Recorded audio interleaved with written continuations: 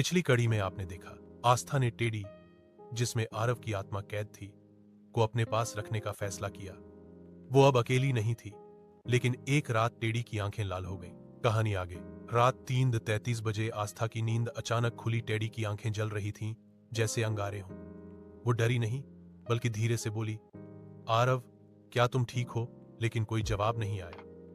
कुछ सेकंड बाद टेडी खुद ब खुद हिला और गहरी आवाज में कहा, मैं आरव नहीं हूं।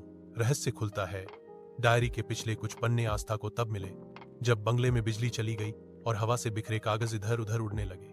डायरी में लिखा था, अगर टेडी की आंखें लाल हो जाएं, तो समझ लेना कोई दूसरी आत्मा भी इसमें प्रवेश कर गई है। वो आत्मा जिसे मैंने अपने प्रेम के लिए मारा था। आरव के दुश्मन विराट। आरव की आत्मा तो टेडी में बंद थी, पर अब विराट की भी आत्मा उसमें कैद हो चुकी थी। वो एक जलन से भरी, हिंसक आत्मा थी जो अब आस्था को भी अपने कब्जे में लेना चाहती थी। खेल शुरू होता है। टेडी अब दो आत्माओं का युद्ध क्षेत्र बन गया था।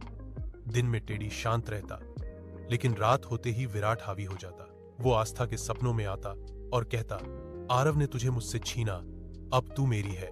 आस्था का पलटवार। आस्था ने बंगले में रखे पुराने संदूकों से एक तंत्र मंत्र की किताब खोज निकाली।